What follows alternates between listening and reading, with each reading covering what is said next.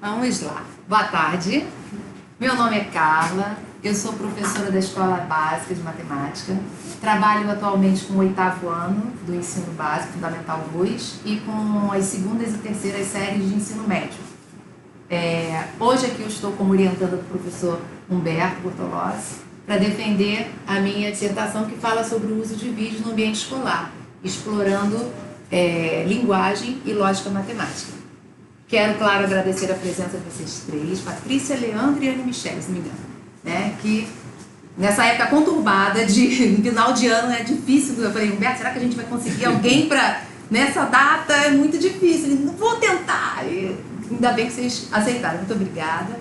Agradecer ao Rodrigo, que veio aqui me prestigiar, meu filho. Obrigada. Vamos lá, gente. Primeiramente, como surgiu esse projeto? A ideia de onde vem. O uso de vídeos, na realidade, no ambiente escolar é uma coisa antiga, né? A gente lembra aí de 1950, eu não lembro não, mas 1959 já tinha o Donald no País da Matemática. Acho que é um dos mais antigos que eu já trabalhei dando aula, usando, inclusive. A gente tem telecurso, entre outras coisas. Só que, ultimamente, vídeos especificamente de matemática surgiram, porque naquela época não tinha tantos vídeos especificamente de matemática, e ultimamente isso vem cada vez mais aparecendo. Então nós temos vídeos da BBC, que no caso são mais documentários, né? Da PBS, TED Talks, TV Escola, que a gente espera que não acabe. Temos o Isto é Matemática com Rogério Martins, alguns episódios dos Simpsons também, abordando vídeos, né? Matemática com vídeos. Mas o que ficava na nossa cabeça era como usar esse material na escola além da simples exibição. Como tirar o maior proveito dessa ferramenta. E aí a gente pensou em conceber roteiros para o uso dos diversos vídeos no contexto escolar. Então, esses roteiros meio que facilitariam a vida do professor, né? Alguma coisa meio que já encaminhada, claro que ele poderia mexer, mas uma coisa já mais estruturadinha. Esse roteiro, nele tem o quê? Primeiramente, uma ficha catalográfica. Nessa ficha catalográfica, a gente tem lá a duração do vídeo, o idioma, o gênero, os tópicos matemáticos abordados, competências e habilidades para o Enem, coisas desse tipo. Tem também imagens selecionadas, que no caso são sempre 6 imagens tiradas do próprio vídeo. Sinopse, que é um breve relato, sem dar spoiler, claro, ainda mais quando é um documentário, alguma coisa grande, sem spoiler. Alguns objetivos com os quais esse vídeo pode ser usado. Uma sensibilização, que às vezes a gente acha estranho. O que é sensibilização? Nada mais é que um cartaz. Um cartaz que o professor pode se utilizar desse cartaz para fazer propaganda pela escola, para chamar, para o pessoal assistir ao vídeo. Orientações metodológicas gerais e esses 3 últimos tópicos que são os mais importantes no nosso trabalho. Primeiro, sugestões de questões gerais. São questões que a gente montou pensando em trabalhar a essência do vídeo, né? Você não precisa nem ver de novo, porque aquilo já vai ser respondido. As sugestões de questões específicas, que no caso são aquelas questões mais detalhadas, que você vai precisar rever para poder responder. E as observações para o professor, onde a gente dá uma gama imensa de possibilidades de uso, né, desse vídeo, dessa ferramenta. Agora, é importante, como eu falei até agora há pouco, cada roteiro pode ser modificado e adaptado pelo professor de acordo com suas necessidades. Claro, não é algo engessado, né? Bem, aqui a equipe de desenvolvimento, eu, Carla Vac, Rodrigo, que está lá atrás, e aqui um dia de sábado com a gente. Foi muito difícil, né, reunir todos nós. A gente se reunia praticamente todos os sábados durante mais de um ano, que a gente ficou se reunindo todos os sábados. Nesse dia teve uma comidinha, e segundo Humberto, comida une as pessoas, e aí todo mundo apareceu. Rodrigo ali, que defendeu, no caso, a arte e o belo. Amanda, que defendeu a parte de animação. Por quê? Por que essa reunião dessa galera toda, né? A parte teórica do nosso trabalho, dessa dissertação aí de nós 8, ela é comum. E aí, nesses sábados, a gente discutia esses tópicos, tá legal? Usos inadequados e não uso de vídeo. Como eu falei, o uso de vídeo é uma coisa antiga, né? Então, já em 1995, Moran falava sobre algumas coisas que não deveriam acontecer. Primeira delas, o vídeo tapa-buraco. Ou seja, colocar um vídeo quando há um problema inesperado, como a ausência do professor. Um outro problema sério, vídeo enrolação. Exibir um vídeo sem muita ligação com a matéria. Então, só por exibir, não vale. E um problema que eu acho muito sério desses dois, que às vezes acontecem. Um problema sério que eu acho é que o vídeo acaba sendo uma ferramenta meio que desacreditada pelos alunos. Então, acham que vai ser uma brincadeira, porque eles já passaram tantas vezes por essas duas situações, que aí quando a gente fala que quer dar com seriedade uma aula usando o vídeo como uma ferramenta boa, eles já desacreditam. O vídeo deslumbramento. O professor que acaba de descobrir o uso do vídeo costuma empolgar-se e passar vídeo em todas as aulas, esquecendo outras dinâmicas mais pertinentes. Então, né, tudo que é demais também não vale a pena, né? Nem só o vídeo. Vídeo perfeição. Isso aí é aquele professor perfeccionista, não, esse vídeo tem defeito, eu não vou usar.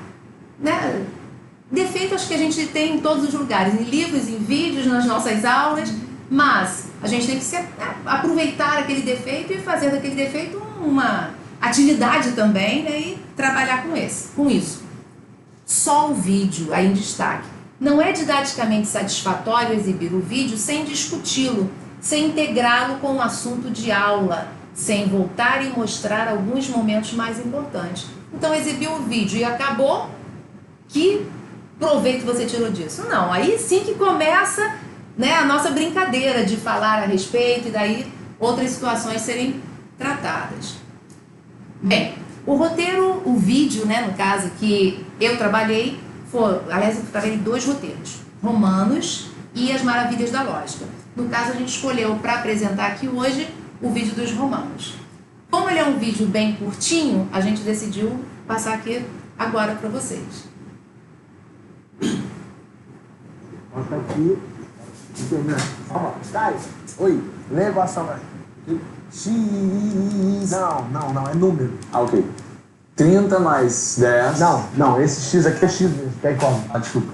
30 mais X igual a 9X. Não, esse X aqui é de vezes. Oh, tá certo, Tá. desculpa. Peraí. 30 mais X é igual a 9 vezes X. Não, esse X é 10. O X é 10, o X é vezes, e esse X é incógnito de X. Peraí! Então vamos lá, encontra o X. Tem X ali, atrás de você tem X, tem um X ali do lado, ali no ângulo. Não, Aqui. engraçado, não, eu quero o valor do X. Professor, a gente sabe que a gente aprendeu isso no CA, né? Gente, X é 10. Não, eu quero saber o Xzinho, o X aqui do incógnito, o Xzinho. X10, Xzinho 5. Você quer ver, Jó? Olha, não é chute, não é chutar qualquer número, qualquer resultado. Tem que isolar o X e passar para o outro lado, lembra? Olha só, você tem 30X aqui, tá? Então você vai isolar o X pra... Não, perdão.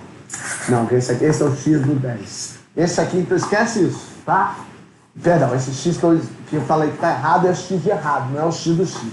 Então eu vou fazer bola. Quando tá errado, eu faço bola, fica quadrado isola, que passa do quadrado x, passa para o outro lado, tá? Então você tem aqui o x e... Ó, esse x... Peraí. Apagou aqui, isola o x. Então, enquanto x... X nesse caso seria o rapper?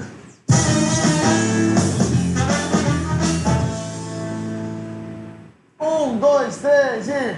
Marquei um x no seu coração. Isso as crianças adoram. Professora, deixa aqui os créditos, pelo amor de Deus. Juro que não. Eles adoram isso. Bem, então agora a gente vai para o roteiro especificamente dos romanos que a gente preparou. Ficha catalográfica, a gente vê ali o gênero, que é curta-metragem, duração por volta de 2 minutos, nível escolar sugerido, no caso ele abrange tanto fundamental como médio, formação de professores, competências e habilidades do Enem, matemática, que é H1, identificar as diversas linguagens, e assim essa ficha catalográfica. Agora, as imagens selecionadas, sempre aquelas 6 imagens. A gente tem como só em olhar já dá uma ideia do que é o vídeo.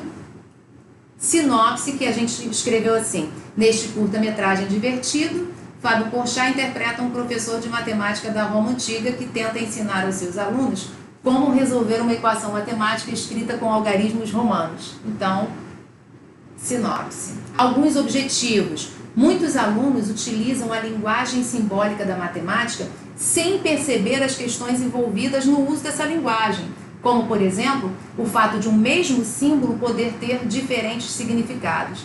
Neste contexto, o vídeo pode ser usado para mostrar a importância da escolha de uma boa notação. E esse objetivo eu acho que é realmente alcançado ao final desse vídeo, quando a gente vai levando, né, os alunos. É bem interessante. A sensibilização, no caso cartaz. Neste episódio, o pessoal do canal Porta dos Fundos dá sua interpretação de como seria uma aula de matemática na Roma Antiga. Será que era mais fácil resolver equações naquela época? Vem, assiste e descubra. Uma ideia. Claro que aí a gente pode colocar onde vai ser, né, a sala e tudo mais. Sugestões de questões gerais, entrando naqueles 3 tópicos finais. Questões gerais que, no caso do Romanos, foram 8 questões. A primeira questão e as 2 últimas são comuns a todas as dissertações, a todos os roteiros. Agora, especificamente, a gente quer comentar aqui as questões 4 e 5. Questão 4 diz aí: você conhece outros significados para X além daqueles apresentados no curta? Quais? Uma questão bem legal, os alunos respondem, são as mais diversas respostas, e o que é interessante, pega tanto o ensino fundamental quanto o médio e vai muito bem. Já a questão 5, você conhece outros símbolos matemáticos que tenham mais do que um significado? Quais? Essa questão ela é muito melhor respondida pela galera do ensino médio. O ensino fundamental tem a linguagem ainda mais, né, curtinha, ainda não alcança muito bem. Dão respostas, mas bem em menor quantidade que o ensino médio. Agora as questões específicas. Aqui são 4 questões específicas, reparando aqui que em todas elas a gente tem, ó, onde é que ela está no vídeo, para a gente poder passar novamente para eles responderem. Destaco aqui então essa primeira questão: diante da equação tal, escrita com algarismos romanos, o professor tem em mente uma determinada leitura para essa estrutura. Você conseguiria fazer outras 2 leituras coerentes dessa equação, supondo que não tivesse conhecimento dos significados dados ao x pelo professor? Escreva essas equações com os algarismos indo-arábicos e em seguida resolva-as. Essa questão é bem interessante quando a gente aplica, porque são muitas respostas, muitas equações. E quando a gente fala no fundamental, são as equações basiquinhas de primeiro grau. Quando a gente aplica no ensino médio, já surgem assim, equações de segundo grau, até terceiro grau, teve gente que botou, né? Então, é muito legal. Observações para o professor, o último tópico ali relevante do nosso roteiro. São várias, a gente separou algumas aqui para trabalhar. Aqui a gente está vendo o portão 44 do Coliseu de Roma, e o que a gente vê de diferente é essa escrita aqui do 4 com 4 Is, em vez de ser aquele famoso IV. Né? Então, quando a gente olha isso, fica, ué, então eu aprendi tudo errado? Né? E não, é legal para o professor comentar com seus alunos que o sistema de numeração romano antigo teve diversas fases e nem sempre foi como aprendemos na escola. Então não é uma coisa também que iniciou assim, morreu assim, acabou. Não, diversas fases. Na realidade, o sistema dos romanos só acabou por volta do século XV, quando os indo-arábios entraram. Uma outra observação interessante, e essa eu confesso que eu também me perguntava dessa, era o porquê da letra X ser a mais utilizada para representar uma variável incógnita. Né? Toda vez que você fala, vamos lá, X. Gente, pelo amor de Deus, eu quero um M, um T, um Z, por que é sempre X? Por que vocês amam X? Né? Mas eu acho que também é muita falha nossa, né? Como professor, que a gente sempre fala do X. Né? É uma falha nossa. E aí, algumas teorias existem, não se sabe ao certo o porquê da gente também falar tanto no famoso X. Nesse TED Talk com o Terry Moore, ele fala o seguinte: pela incapacidade das escolas medievais espanholas em traduzir algumas palavras de textos árabes que chegaram à Europa por volta dos séculos 11 e 12. Que palavra? A palavra Shalam, se não me engano, Shalam, que ela significa alguma coisa. Essa palavra começa com a letra Shin, não sei falar árabe, então eu sei que é Shin, né? E os gregos não conseguiam, né, falar nessa primeira letrinha, e aí trocaram esse Shin pelo Shi grego, que é mais ou menos como se fosse um X. E aí essa é a teoria do Terry Moore. Uma outra teoria que eu acho bem interessante, que a gente pesquisando lá foi descobrir, tem a ver com o trabalho de Descartes na obra La Géométrie, em 1637. Oi? Bom? Quando ele queria imprimir esse trabalho, o que acontece? Por razões tipográficas, ele escolheu as últimas letras do alfabeto para representar valores desconhecidos. Por quê? Eles eram menos usados. Então, por serem menos usados, usando essas letras para os valores desconhecidos, eu conseguia mais blocos de letras disponíveis. Então, otimizava a impressão do trabalho dele. Então, acho que é um motivo bem lógico para ele usar o X, não só o X, como o Y e o Z também. Uma outra observação interessante para o professor é ele perceber essa conexão que pode ser feita com o professor de história e trabalhar a educação na Roma Antiga, como era. E aí a gente cita aqui Manacorda. Manacorda fala que a educação romana evoluiu com o passar do tempo, de realizada pelos pais para uma educação conduzida por escravos. Primeiramente, um escravo pedagogo e mestre, ligado a uma família, educava seus filhos. Posteriormente, escravos mestres educavam crianças de várias famílias. Em seguida, surgem as escolas onde escravos libertos eram professores. Quando eu li isso aí, eu fiquei meio assim, gente, então nossa origem é escrava, né? Porque professores escravos. E eu fui conversar com professores de história. Eu falei, gente, o que é isso, né? Como é que acontecia realmente isso? E, segundo eles, provavelmente o povo romano, um povo que vivia em batalhas, em guerras, e quando eles tomavam uma cidade, eles pegavam os habitantes daquela cidade e tornavam escravos. E não só professores, como todas as profissões, marceneiros, artesãos, todos eles eram tomados como escravos, professores também, né? Então, é uma conexão que pode ser trabalhada com o professor de história para trabalhar a educação nesse vídeo. Por último, fica a pergunta quando a gente assiste esse vídeo, né? Como é que era a escrita de uma equação naquela época então, né? Alguns alunos já sabem no ensino médio, eu percebi isso, eles respondem, era com a letra mesmo, né, com a gramática, com a língua portuguesa, isso aí, né? E aí aqui a gente separou duas delas, ó, o problema 24, papiro de Rames, que pede o valor de uma pilha, se uma pilha acrescentada a um sétimo de uma pilha der 19, né? Quando os alunos leem isso, eles falam, como? Isso é uma equação, que coisa horrível! E aí a gente depois mostra como seria isso aí escrito nos dias de hoje, né, a equação. Aqui, uma inscrição que está no túmulo de Diofanto. Deus lhe conceda, e vai todo esse texto. Isso aqui eu já coloquei numa prova, uma vez, esse texto, e fazer algumas perguntas, onde eles teriam que, claro, montar a equação para, né, chegarem à resposta. Quando eles leem isso, eles falam, gente, agora a gente acha que a equação é uma coisa bem simples, porque ler isso tudo é pior do que resolver ou montar essa equação, professor. Então, eu acho que é interessante. Também uma linguagem bem antiga, né? Fica difícil para eles. Mas eu acho legal. Daí a gente segue com o interlúdio teórico, que surgiu, tem origem nas nossas reuniões de sábado. Por quê? A gente queria algo que respaldasse esse uso de vídeos como uma ferramenta de trabalho. Então fomos buscar referências que mostrassem isso pra gente. E nessa nossa busca, a gente se deparou com o storytelling, narrativo, né? E a gente primeiro cita Gottschall, que diz o seguinte, para nós, storytelling é como gravidade. Ela é esta força poderosa e abrangente que permeia nossas vidas e que acabamos por não perceber porque estamos tão habituados com ela. Não obstante, com a gravidade, storytelling nos influencia o tempo todo. Ou seja, em poucas palavras, Gottschall fala que nós humanos, nós moldamos narrativas, histórias, mas por fim ela também nos molda, né? Então é poderoso isso, né?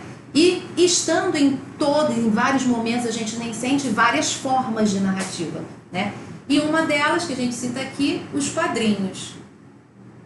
Vamos ver esse aí, bem nerd, mas interessante.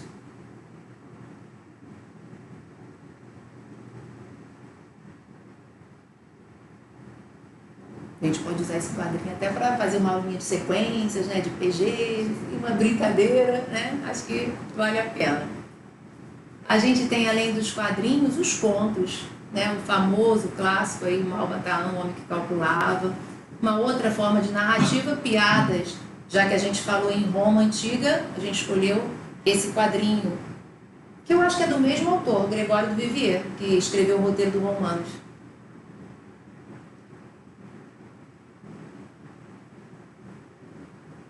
uma outra piadinha, que essa é interna, né? Nem todo mundo, só o matemático que entende essa daí. Essa aí eu acho boa, depois de uma, né, aulinha aí de sistema binário é legal. Forma bem antiga de narrativas parábolas, né? Bíblia com várias parábolas. Novelas, uma forma, né, mais do que corriqueira na vida da gente. Música, essa eu gosto de falar, paro para comentar. Por quê? Eu acho que a música, tendo assim letra e melodia, é uma coisa que envolve mais. E eu estava conversando com o Humberto que a gente sente a mesma coisa, que muitas melodias, somente, sem letras, elas tocam e elas têm a sua narrativa. Né? A gente falou das 4 estações, né, de Vivaldi. Você sente direitinho a narrativa das estações com aquela melodia. É claro que quando você tem letra e música, a narrativa fica bem mais interessante, né? Te toca aí. Mas as melodias também, por si só, já são boas narrativas. Comerciais, né?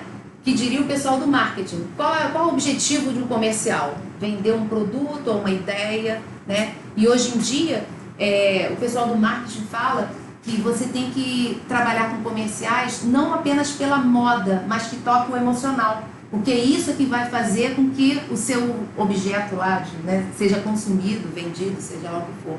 Né? O emocional também sendo trabalhado numa narrativa. Teatro, uma forma bem antiga de narrativa, graças a Deus até hoje, né? Tá aí com a gente.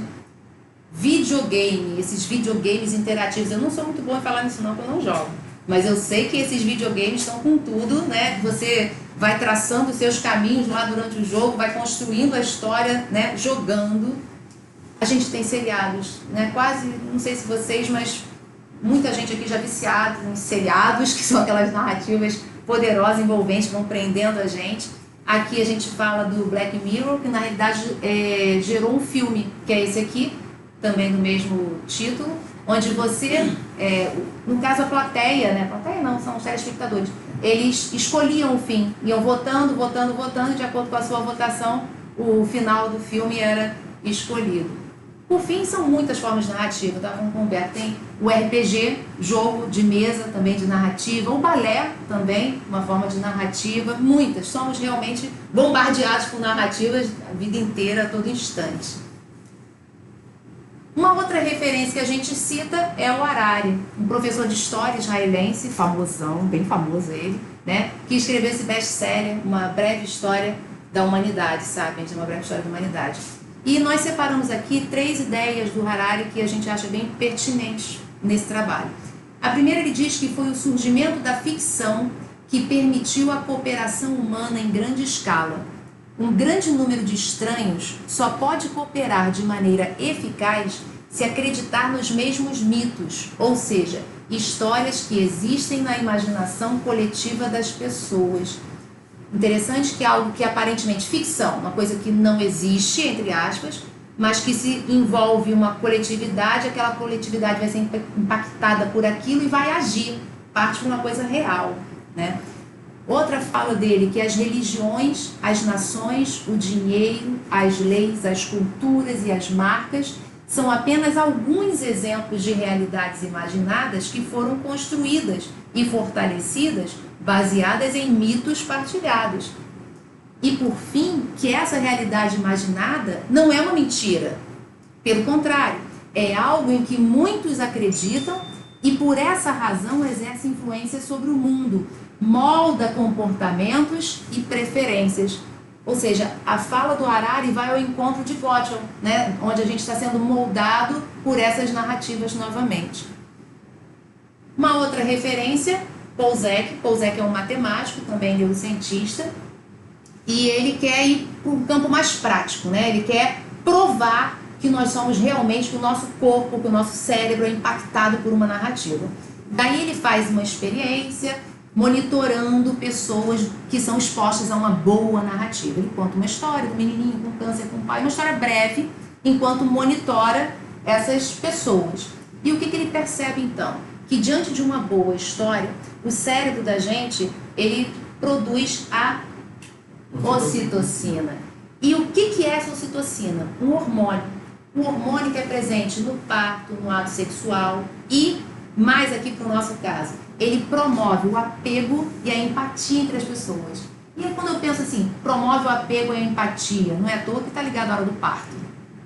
Promove o apego, a empatia ao ato sexual, promove o apego, a empatia, né? Então, quando o cérebro produz essa ocitocina, né, é a prova que o Polzek dá para respaldar também lá o Gottschall, o Harari, citando todo aquele poder da narrativa. Ele diz para a gente que narrativas que nos fazem prestar atenção e que nos envolvem emocionalmente são as histórias que nos impulsionam a agir. Então, depois que as pessoas eram expostas àquele videozinho, né, do menininho, elas saíam com vontade de fazer doações em dinheiro, ajudar entidades, né, beneficentes. Então, promove realmente uma ação, uma coisa real. Depois nós citamos Kendall Haven. Kendall Haven, ele é um oceanógrafo, ele é formado na Escola Militar de West Point, mas virou um contador de histórias. Durante a nossa pesquisa lá aos sábados, quando a gente comentou isso, gente, ele virou um contador de histórias. Isso é profissão, né? Mas na realidade ele é um especialista em storytelling. E ele já foi contratado pela NASA, pela Boeing, pela Marinha Americana. Então, assim, ele faz palestras pelo mundo inteiro. E ele cita num dos trabalhos dele os 10 benefícios do storytelling. Vou destacar aqui esse primeiro. Storytelling é um elemento efetivo e poderoso no esforço de melhorar e desenvolver todas as 4 primeiras habilidades da linguagem: ler, escrever, ouvir e falar. Me chama a atenção, quando eu li esse primeiro benefício aí, quando a gente vai fazer um curso de idiomas, a gente fala que tem que estar apto nessas 4 habilidades, né? Ler, ouvir, né? E eu falei, gente, isso tem tudo a ver, né? Ele justamente trabalha no storytelling ajudando a gente nesse aspecto. A gente vai compreender melhor as histórias no momento em que a gente sabe ler e sabe ouvir, e a gente constrói narrativas melhores no momento em que a gente sabe escrever e falar, né? Esse último também é bem interessante. Storytelling motiva positivamente os estudantes para o aprendizado. Narrativas focam a atenção e o aprendizado dos alunos e os motiva a procurarem estudar mais. Eu acho que quem lê isso aí, o professor que lê isso, vai partir para o storytelling, porque é tudo que a gente sonha.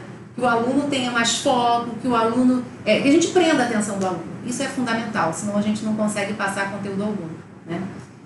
E aí seguem outros 6 benefícios, e eu separo aqui esse que fala: storytelling cria empatia e senso de conectividade. De novo, as referências, lembram do Gottschall, do Harari, do Polzek, todos eles abordando esses mesmos aspectos, da empatia, da conectividade. Outros autores, aqui o Egan, que trabalha de uma forma mais ampla com a narrativa, e aqui esses 2 autores, a Rita Sachs, né, e aqui o Shivor, que eles trabalham mais com a narrativa já em matemática, especificamente. Temos aqui esse livro que foi legal, Não Perturbem Meus Círculos, né, do Doxiares. Ele, nesse momento, ele traz para a gente a ideia de que uma demonstração matemática é uma narrativa. Na realidade, tem uma referência nacional, que é o Nilson José Machado, que também já faz essa conexão. Ele fala que uma demonstração matemática é como se fosse um conto de fadas, né? Conto de fadas começa lá com "era uma vez", aí a matemática vai na demonstração e fala "suponhamos que..." Aí o conto de fadas, "e foram felizes para sempre." A matemática, "como queríamos demonstrar?" Então, essa coisa do princípio, do meio, do fim, da narrativa de um conto de fadas e também de uma demonstração matemática. Nesse livro, Doxiares monta esse diagrama, que é bem interessante. No caso, ele estava falando aqui de uma demonstração em geometria. E aí ele fala que a prova matemática ela sofre uma implicação direta da narrativa poética e da prova retórica. Prova retórica que vem lá da prática jurídica e política. E claro, aqui especificamente da geometria prática, porque, como eu falei, era uma demonstração em geometria, né? Tudo isso debaixo da poderosa narrativa do storytelling. Por fim, a gente cita essa frase, que eu achei ela bem impactante, que fala assim, do Taylor: "Histórias ancoram nossas crenças. Se você tem uma história, A única coisa que muda a sua mente é uma história melhor. Eu acho assim que todos nós somos muito apegados às nossas histórias. E realmente, para a gente abrir mão de uma história que a gente tem, só se alguém apresentar uma bem melhor. A gente vê isso em sala de aula, no momento em que a gente percebe um aluno resolvendo um problema, lá, um exercício de alguma forma, e a gente, puxa, eu acho que tem uma forma melhor de fazer isso, vou ensinar para ele. Se você não convencer direitinho aquele aluno que aquela forma é mais prática, ele vai falar, não, professor, eu me sinto confortável aqui, eu sei desse jeito e não vou aprender de outro. A gente fica com raiva, né? Mas eu acho que antes de ficar com raiva, a gente tem que perceber que a gente que não teve o poder de convencê-lo. Então a gente tem que mudar a nossa narrativa para poder convencê-lo, né? E aí, esse quadro que é interessante, que fala o poder da narrativa é o mesmo. O que está mudando é o modo de contar, como a gente hoje em dia faz essas narrativas, né? Eu acho interessante parar nesse momento também para colocar o seguinte. A gente acha que as narrativas, hoje em dia, com esses efeitos especiais, com muita tecnologia, né, vai conseguir envolver cada vez mais. Mas eu acho que uma boa história pode ser num livro a gente lê e vai ser tocado, vai chorar, vai se emocionar por aquilo. Então não é a tecnologia, claro, sou a favor da tecnologia, que bom que ela amplia, né? É ótimo. Mas uma boa história é uma boa história, ela perpassa no tempo, né? Considerações finais. Chegamos aí às considerações finais, onde aqui a gente apresenta alguns eventos onde esses roteiros foram aplicados, os vídeos foram exibidos. Tem escolas, tem festivais, tem semanas de matemática. Aqui a gente dá destaque para esse festival de matemática que aconteceu na Escola Sesc e na Escola Eleva do Rio, em 2017. E a gente conseguiu lá atingir mais ou menos 1.600 pessoas em 4 dias, passando vídeos de 30 em 30 minutos. Né? Era bem interessante. Os voluntários respondiam as questões gerais do roteiro, normalmente eles ganhavam um chocolatezinho, alguma coisinha, né, para irem lá à frente, se expor, né, e dar as suas respostas. Tivemos 2 sessões especiais, onde apareceu lá o matemático português Rogério Martins, do Sistema Matemática, e fez uma palestra legal. O francês Etienne Guiche também, né, comentando depois do vídeo, que foi muito legal. Um outro momento de aplicação aí desses roteiros foi no Cineclube de Matemática e Estatística aqui do Dá Licença, na UF. O que tinha de diferente, eu diria aqui? Né? Os vídeos mais longos. Lá no festival, a gente dava prioridade aos vídeos bem curtos. Né? Aqui não. O público normalmente era o público de graduação, e aí a gente conseguia passar vídeos mais densos, e ao final do vídeo sempre tinha um professor que trabalhava bem naquele conteúdo que estava sendo exibido, e ele respondia as perguntas, fazia os comentários pertinentes. Era bem legal. Aqui está o André, que é um dos nossos 8, que estava lá medindo o cúbito de um aluno. E Romanos especificamente. Como é que a gente trabalhou isso, quantas vezes, como, sei lá, foi exibido esse vídeo do Romanos. Romanos foi um dos vídeos mais exibidos e com excelente aceitação do público das diversas faixas escolares. Eu diria que não só Romanos, mas como também a Coelho Cervo, que foi apresentado pela Amanda. Segundo Humberto, foram os 2 roteiros mais bem calibradinhos, porque a gente passou muitas e muitas e muitas vezes. Né? E os motivos dessa aceitação, de repente, pelo curta ter uma narrativa muito divertida e o vídeo ser curtinho. Então, faz com que a gente passe rapidinho e, com isso, várias vezes atinge um público maior.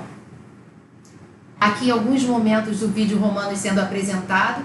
Nesses 2 foi lá no Festival da Matemática, lá na Escola Sesc. Aqui o pessoal do PIBID, no IEPIC, apresentando Romanos também. E aqui foi na Semana da Matemática aqui na UF, apresentando o vídeo.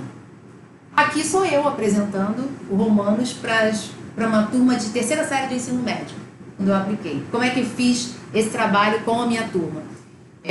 Eu apresentei a proposta de trabalho, falei que a gente ia trabalhar com vídeo e tudo mais. Em seguida, eu entregava um questionário com as perguntas e lia com eles essas perguntas. Perguntava se havia alguma dúvida e tal, e com isso passávamos a exibição do vídeo. Ótimo. Depois que o vídeo era exibido, eu dava um tempinho para eles responderem ali e eu ter isso arquivado para mim, essas respostinhas. E aí sim que eu achava que era o mais legal, a gente entrava nos comentários gerais. Por quê? Assim que eles me entregavam aquilo, a gente podia abrir. Aí eu fazia oralmente, né? Essa pergunta, o que vocês acharam? Aí um respondia, outro respondia, aquilo ia, né, rodando e eu conseguia ir para algumas observações para o professor, o tema ia abrindo. E eles também, esqueci de comentar, que eles, quando eles estavam preenchendo esse questionário, às vezes eles falam, professora, dá para voltar o vídeo? Aí a gente voltava o vídeo de novo, deixava onde eles queriam para eles poderem responder a determinadas perguntas. E aí algumas perguntas e respostas que apareceram lá. Uma delas, na sua opinião, o vídeo quer transmitir alguma mensagem? Qual? Uma resposta que aparece. Sim. Que a pluralidade de significados de um símbolo pode levar à confusão do que realmente se quer dizer em um determinado uso. Achei bem legal. Ela foi uma menina que respondeu isso, bem legal. Terceiro ano do ensino médio. E essa também que eu separei, que eu achei linda. Ó.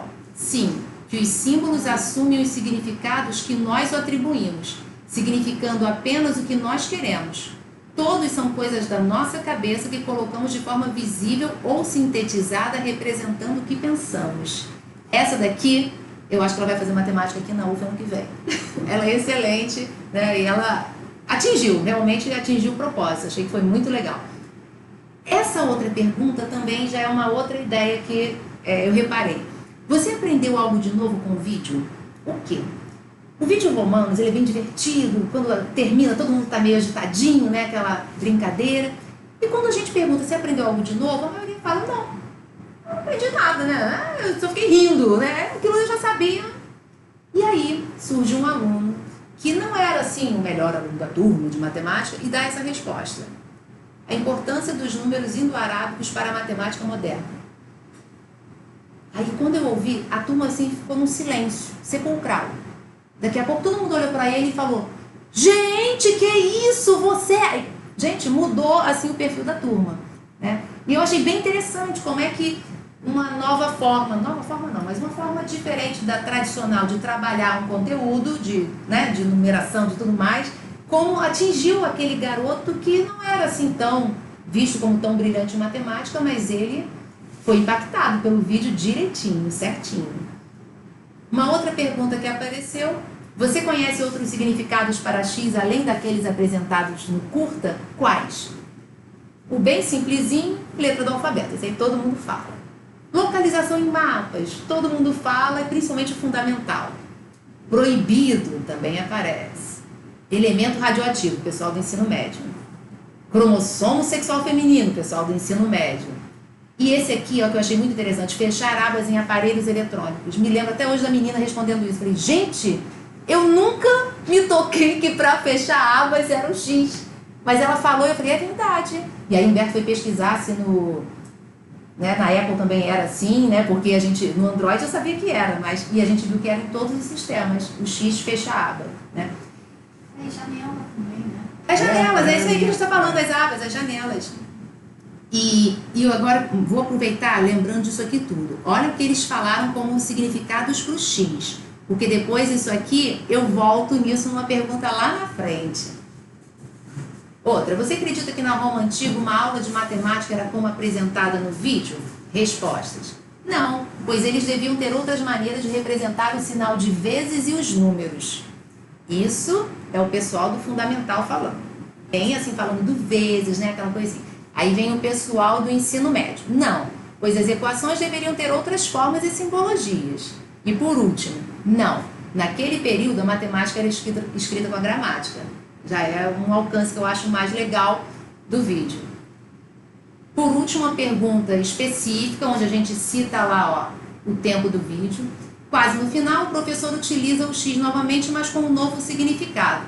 Diante da confusão gerada, ele introduz um novo símbolo para representar esse novo significado, a bola. Qual é esse novo significado do X? Aí eles respondem. O X anularia a equação. Significava que estava errado.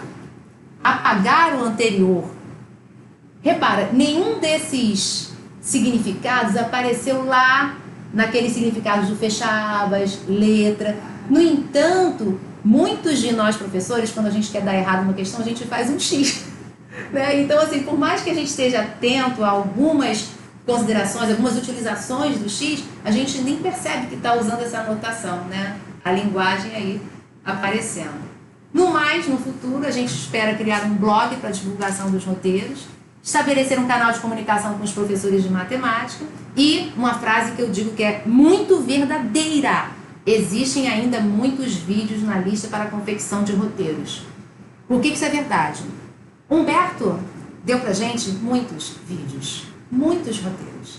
Nós fizemos, olha lá, Rodrigo fazendo assim, porque nós fizemos muitos roteiros que foram engavetados. Segundo Humberto, está assim no limbo, está na geladeira, porque a gente se apegou assim a alguns roteiros. Eu fiz um do problema de Monty Hall, do Isto é Matemática, eu adorei, até apliquei com os meus alunos, né, mas ele falou, não, vamos fazer Romanos e as Maravilhas da Lógica. Então foram Romanos e Maravilhas da Lógica. Mas outros estão aí na geladeira de Humberto. É só serem resgatados e a gente produzir mais roteiros. No mais, obrigada.